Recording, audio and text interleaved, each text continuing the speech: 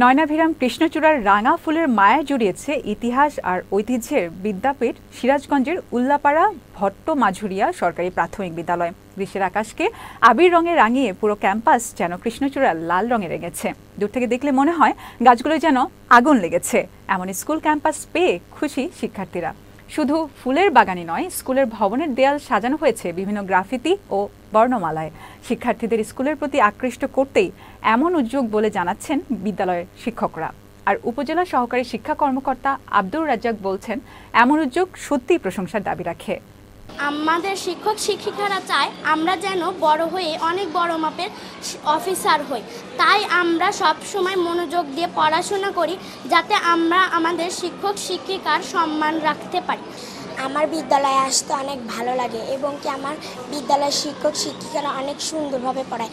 তাদের পড়া আমি বুঝতে পারি এবং তারা চেষ্টা করে আমরা বড় হয়ে ভালো কিছু করতে পারি। আমার স্কুল অনেক ভালো। আমার স্কুলে অনেক ফুল বাগান আছে।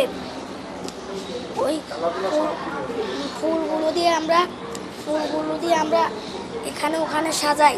ম্যাডামদের সহযোগিতা এবং আমরা যা টিচার আছি সবাই এখানে বন্ধুত্বপূর্ণ আচরণের মাধ্যমে এবং শিক্ষক শিক্ষার্থী ছাত্র ছাত্রীদের মধ্যে একটা কম্বিনেশন, একটা মেলবন্ধন, এই সব কিছুর সমন্বয় মূলত হচ্ছে আমাদের এই স্কুলটা আজকে এই পর্যায়ে এসেছে। ভট্টমাঝুরিয়া সরকারি প্রাথমিক বিদ্যালয় আপনারা দেখতে পাচ্ছেন যে খুব সুন্দর করে পরিপাটি করে শিশু বান্ধব করে সাজানো হয়েছে, যাতে শিশুরা এখানে এসে আনন্দ পায়। মফস্বল এরিয়াতে ঠিক ভট্টমাঝুরিয়া সরকারি প্রাথমিক বিদ্যালয়ের প্রধান শিক্ষিকার নিজস্ব আন্তরিকতা এবং তার যে কর্মদক্ষতার বিনিময়ে তিনি অত্যন্ত একটি শিক্ষা বান্ধব একটি শিক্ষা প্রতিষ্ঠান গড়ে তুলেছেন।